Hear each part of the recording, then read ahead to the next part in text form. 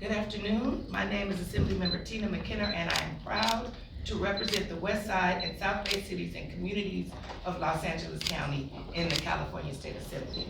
I also serve as the chair of the LA County Legislative Delegation. The LA delegation stands united, demanding the immediate release of David Huerta, an American citizen from federal custody for expressing his First Amendment right to free speech and assembly. Folks, this is not a movement to weaken the constitutional protections of people living in the United States of America. This is a moment to demand the full protection of the U.S. Constitution that our foremothers and forefathers died for. I want to extend my thanks and gratitude to Governor Gavin Newsom, the CHP, LA Mayor Karen Bass, the LAPD, the LA County Board of Supervisors, and the LA County Sheriff for the leadership and tireless work to protect lives, property, and the constitutional right of people across LA County. On behalf of the LA County Legislative Delegation and 10 million people that call LA County home, we have a simple message for current President of the United States. Stop. Just stop. Mr. President, stop violating the constitutional rights of the people of LA County. Mr. President, stop violating the due process rights of the people of LA County. Mr. President, stop provoking fear and violence in LA County. Be clear, there's no federal emergency in Los Angeles. Governor Newsom, Sheriff Luna, Mayor Bass, and LAPD Sheriff McDonald are fully capable of maintaining peace in LA County, and they are doing so. Mr. President, stand down the use of any federalized National Guard troops in LA County. LA County is not your political punching bag. We are strong people, and we are not to be bullied by you or any in your administration that seeks to divide or intimidate us. Look, my name is Tina McKenna, and I support the peaceful protest in LA County. The peaceful protest in LA County. People in LA County have the right to a peaceful protest, and we all here, all the legislators here, support that. We will have your back, LA County, but we need you to do your part by exercising your constitutional right to free speech and assembly peacefully. Show your strength through peaceful actions. Show your strength by rejecting violence, by rejecting the hate of this federal government. LA County, we are better than the nonsense and chaos of this current federal government. Show your strength through peace. Yeah, you know, part of the chaos being created by the federal government is meant to distract us from the important work we were elected to do here in Sacramento. In less than a week, we will be asked to vote on a state budget that can make access to health care easier or more difficult, that can make access to affordable housing more easier or more difficult, that we can access services for food easier or more difficult. To my colleagues, do not take the bait. Remain focused. This federal government is clearly underestimating our ability to do more than one thing at a time. This is not the first time that some people have underestimated LA, and that's fine. The federal government, this federal government, they're not like us. We can and we will protect our constituent constitutional rights while making sure we pass a balanced, on-time state budget that protects the most vulnerable in our state. LA is strong, diverse, and resilient. Our resilience is our strength, and we will not be intimidated by anyone threatening our peace. And so next, I would like to bring up our leader, our speaker, Robert Reed. Thank you, Assemblymember. Appreciate your words always. For the second time in 5 years, we are witnessing Donald Trump use the power of government to incite violence and chaos. The first was January 6th in Washington, D.C. The second is happening right now as we speak on the streets of Los Angeles. How many of our local police officers, sheriff's deputies, emergency personnel, how many of our neighbors, how many of our friends must be subjected to Trump's nonsense and to his violence before we wake up to what is really going on? Let's be clear about what's unfolding in Los Angeles. Trump claims to be concerned about the safety of Angelenos. but that is a lie. This is not about law and order, because if it was about law and order, he would listen to our local law enforcement. He would be listening to California residents. Instead, Trump wants chaos, he wants disruption, he's stoking unrest, he's provoking fear, and he will do everything in his power to get it. And for what, exactly? To distract us? His economic policies are failing, prices are way up, his tariffs are a failure. So Trump is doing what Trump does best, creating a violent spectacle for the cameras, all to distract us from his failed policies. 81 years ago this past weekend, Americans landed on the beaches of Normandy and risked their lives. Their cause was fighting and defeating fascism. And today, right here in California, we must have that same moral clarity. Because what we are seeing, raids without coordination, a federalized National Guard, fear tactics aimed at our immigrants, this is pulled straight from a fascist playbook. We cannot give Trump what he wants. We're not going to allow our state to become a stage for political violence. I, as well with Chair McKinnon, we stand with our law-abiding Angelenos who are responding peacefully. And I as well want to emphasize that point. Stand with Angelenos who are responding peacefully against Trump's attack on our home. I also want to speak directly to our immigrant communities in Los Angeles and across California. Many of you are feeling fear and worry at this moment. Like many of my colleagues here this morning and those serving in the California State Legislature, I'm the proud son of Mexican immigrants, first generation California. And I want you to know that your elected officials, we all stand with you. We will defend your rights. You are essential to our communities. You make California thrive, and you are not alone. Let me also speak plainly about our friend, Mr. David Huerta, the respected labor and community leader. His indictment is politically motivated, and like everyone here this morning, we demand his release. And now, Donald Trump has issued this reckless threat to arrest Governor Gavin Newsom, which is a direct assault on democracy and an insult to every single Californian. And let me be clear, if Donald Trump wants to jail our governor for defending our Constitution, for protecting the people of California, then he'll have to arrest me too, and I will gladly and proudly stand with our governor in that jail cell. And next, I'd like to turn it back over to the chair of the LA delegations. Thank you, Mr. Speaker. Next, we'll have from our state senate, State Senator Lois Maluquez. Good morning, everyone.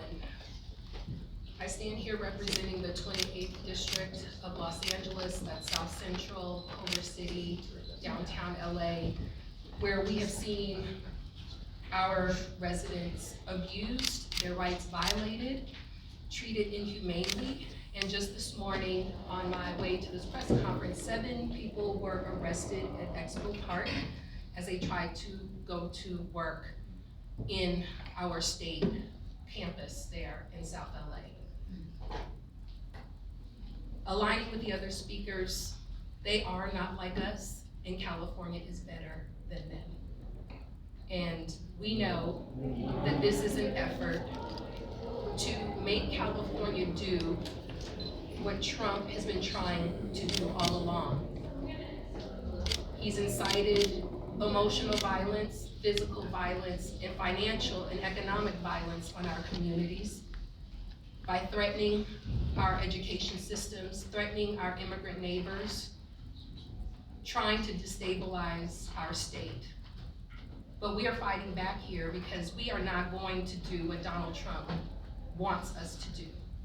We are going to exercise our rights, we're gonna protect our immigrant neighbors, and we're gonna pass a responsible budget that ensures that all of our residents are treated fairly, with dignity, and with respect. We cannot let Donald Trump turn Los Angeles into a martial law community. We must exercise our right. In LA, we know how to protest, and we know how to exercise our constitutional rights in ways that protect our neighbors and also ensures that our message is clear, that we will resist and we will contest, but we will not allow violence to be incited and exploded in our communities by Donald Trump. And that is what his actions are about. The arrest of a labor leader disappearing, David Huerta, a well-known labor leader in Los Angeles, is an example of trying to incite our community into violence and to act. But we stand united denouncing this arrest. We stand united denouncing these charges.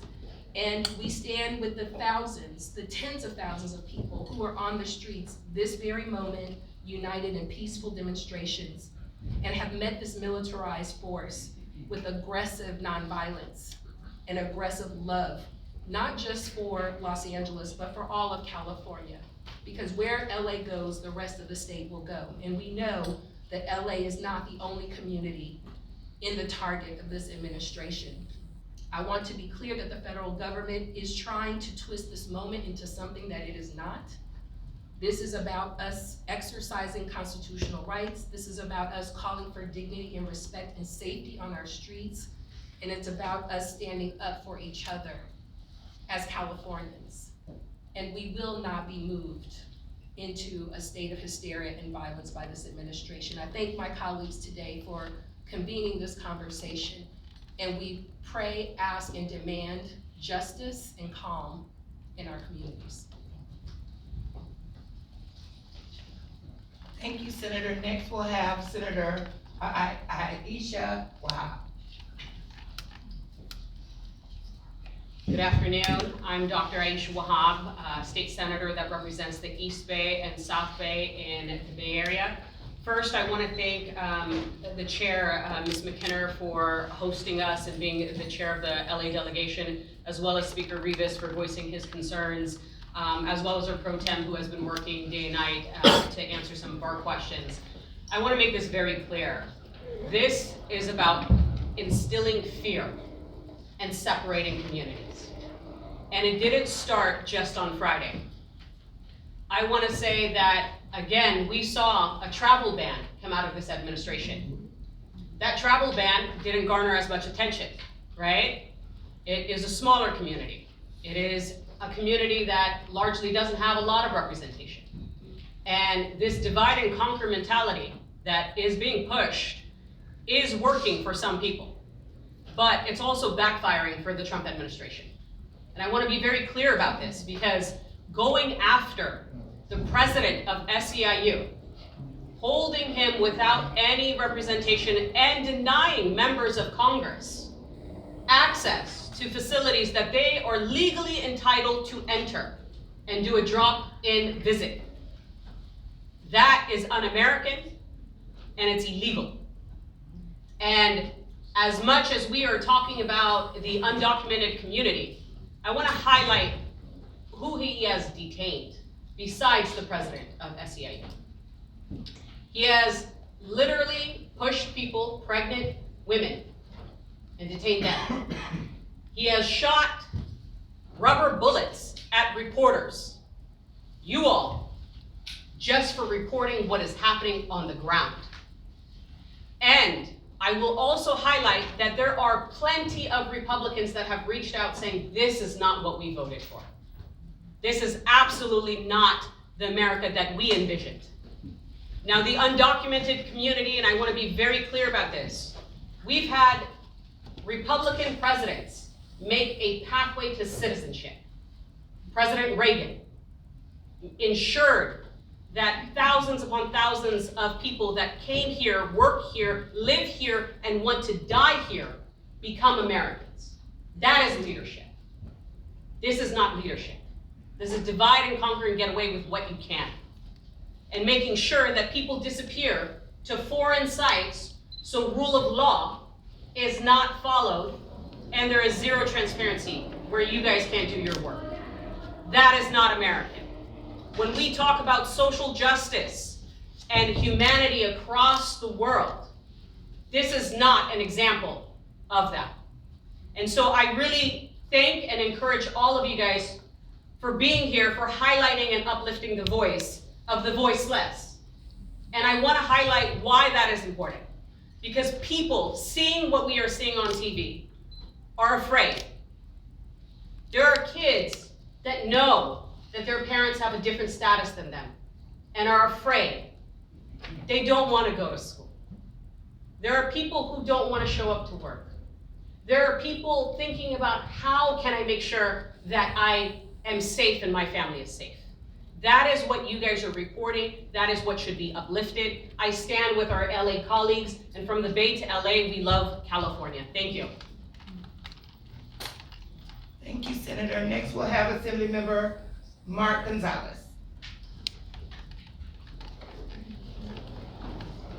Good afternoon. Thank you to our speaker, thank you to our chair of our delegation. I come before you today not just as an elected official, but as a son of Los Angeles. As someone who grew up on these streets and as someone who loves the state and knows the strength, the courage, and the heart of our people. My district was raided from every corner, from Koreatown to Boyle Heights to Pico Union to Westlake to downtown Los Angeles over the weekend. Right now, we are in a moment of testing, not just of policies, but of principles, not just of law enforcement, but of leadership. And I want to speak plainly about what we are facing and how we rise above it. Let's be clear about what is actually happening here. Donald Trump is baiting us into a trap. He is provoking unrest in our streets so he can point to the cameras, twist the headlines, and justify his crackdown. He's trying to turn California into stage for his authoritarian theater, and we must not let him. We say to Mr. Trump, California will not be your political pride. Yes, we are angry, yes, we are heartbroken, and yes, we have every right to protest, and we will continue to do so boldly and peacefully. But we will not meet cruelty with chaos, we will not trade justice for destruction, and we will not allow a few agitators to hijack the righteous cause of our communities. Let us be absolutely clear. When people throw rocks at officers just down the street from where I live, when cars are lit on fire, when our freeways are turned into battle zones, that's not protest, that is a sabotage. And whether it comes from the far right or for the reckless opportunists, it plays right into Donald Trump's hands. Those aren't acts of resistance, those are gifts to authoritarianism. Now, in the middle of this crisis, what does he do? He tries to seize control of 2,000 National Guard soldiers in California, not because our law enforcement asked, but because the situation demands it, but because he wants that image. He wants the optics of federal troops in our cities. He wants to project power, not protect people. National Guard members take a note to uphold the Constitution, not one man's agenda. There are limits to what he can do, and we'll keep fighting to ensure those boundaries are respected. But here's the truth that he won't tell you. Just last night, thousands of sworn officers in Los Angeles County between LAPD and the Sheriff's Department, and thousands more available through mutual aid. There is no unmet need. Our local authorities are managing the situation that he created. And while Trump was claiming victory on the backs of the National Guard, it was the LAPD, not his troops, that actually de-escalated the unrest. He praised the Guard before they even got onto the ground. That is not leadership, that is propaganda. And now, while he tries to send troops into our communities, he's allowing agencies to carry out raids, violate due process, and rip families apart. Let's be crystal clear. California state law enforcement does not cooperate with indiscriminate immigration raids. The California Highway Patrol in Los Angeles is there to protect safety, not to be used as pawns for political persecution. We will not let Trump turn our public safety officers into immigration enforcers. We will not let him deny people access to lawyers. We will not let him trample on our Constitution and continue to call it order. Because this is not just one city or just about one area or one protest. It's about who we are and what kind of a country we are going to be. But I know where California stands. We stand for peace, not violence. We stand for justice, not political theater. We stand for each other, not against one another. So I'm asking every Californian and those of you who are covering this and watching this, protest, speak, march, organize, but do it with strength, do it with love, do it with the discipline and courage that our values demand at this time. The world is watching how we respond. Let them see the best of California. Because the moment may be hard, but I believe in us. I believe in the people who refuse to be silent in the face of injustice. I believe in the organizers who care more about community than they do credit. I believe in a California that leads even when the path is steep. So let's show them we can be powerful without being violent, we can be loud without being reckless, and we can win without losing who we are. To my brother David Huerta, who I've known for many years, we want him to be freed. We know what he did was not wrong. Today, we are doing the people's work. We want you a reminder to stay safe, stay proud, stay peaceful, and let's rise together. Thank you. And I'd like to introduce my colleague, my friend that I've worked with for a number of years. We programmed all weekend, and if any of you were following him on social media, more than a rough weekend, but he was there for his community. His curiosity sparked the eye, and he got him to be on that front lines. So without further ado, my colleague, Jose Solache. Good morning, everyone. Buenos dias or tardes. Let me tell you a little bit about the Assembly member in the 2nd District. I was born in Bellflower. I come from immigrant parents who has this Latino, Mexican-American sass to himself. My name is Jose Luis Solache, proudly representing the 2nd District, the Southeast Los Angeles District, a district that's hardworking community, teachers, people that work in the ports, in downtown LA, in the hotels, people that are working Californian for making our country work. There's no secret that we're the 4th largest economy. It just didn't happen. We have hardworking community that includes our immigrant community, our undocumented community, and guess what? They live in my district. Saturday morning, I wake up, going to 6 events that I have programmed for the schedule. So excited to get on the freeway on the 710, a corridor that does so much for our community, including our ports of Long Beach and Los Angeles. Why did I see a vehicle, white and green, Border Patrol in my district? I'm not in San Diego, I'm not by San Isidro, I'm in Paramount, California. The car exited Alondra. Of course, I bypassed them, I ran around the 91, I got on the freeway, and to my surprise, 6 vehicles from Border Patrol waiting to enter a facility. 6, not 1. Within minutes, you have an additional total of 25 plus border agent patrol cars arriving to Paramount, California. 35 plus of them were unmarked vehicles, SUVs, rushing in there like they're going to some, rush operation. And then minutes later, you have 60 plus federal agents standing there in Border Patrol uniforms with rifles and guns. That's not the district that I represent. That's not what my community deserves. Did we forget that they were essential workers in 2020? And now they're criminals? Absolutely not. Not in my district, not in California. This is unacceptable. My community has been living in fear since January of 2025. Attendance rates in our schools have dropped since then. I have friends and allies that represent the agriculture, the ag community. Farmers are not going to work. Community is scared. A lot happened. And we were there peacefully demonstrating and watching what was going on. As a proud member of this assembly, and 1 of 80, I was proud of my community to stand there with them. And yes, you have an array of folks expressing their anger, their frustration. Why do we have agents in our community? And I saw it all. And yes, I want to echo the words of my colleagues. Protesting and being peaceful is important.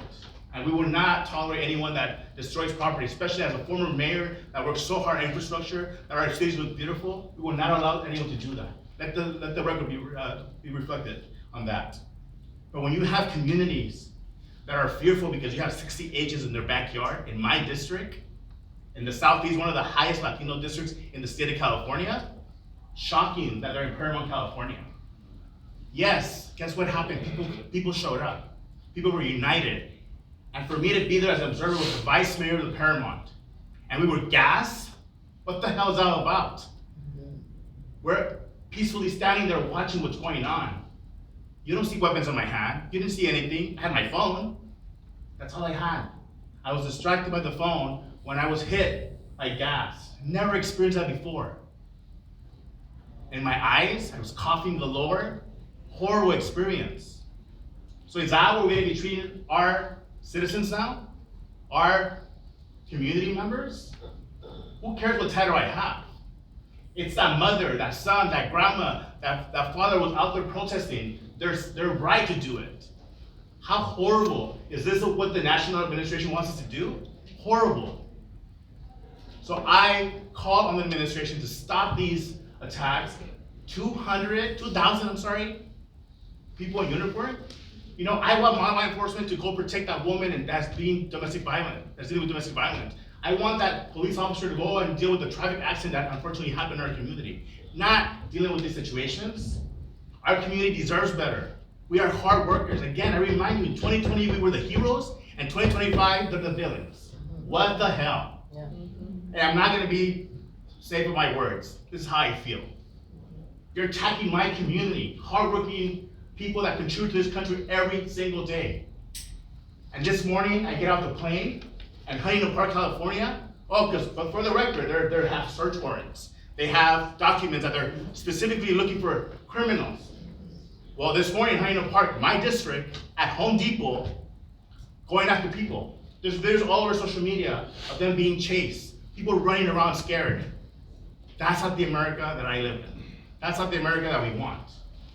So, Mr. President, please stop this from happening. We are not in war zones. We are in a community that's hardworking, and we demand that you stop this. Buenas tardes a todos. Solo quiero agradecerles por estar aquí. Yo soy José Luis Solache, el asambleísta del Distrito 62, que con mucho orgullo representa a la comunidad de Paramount. Una comunidad trabajadora que trabaja en los puertos de Los Ángeles, hoteles de Los Ángeles, son maestros, somos abogados, somos una comunidad trabajadora. Yo soy José Luis Solache, el asambleísta,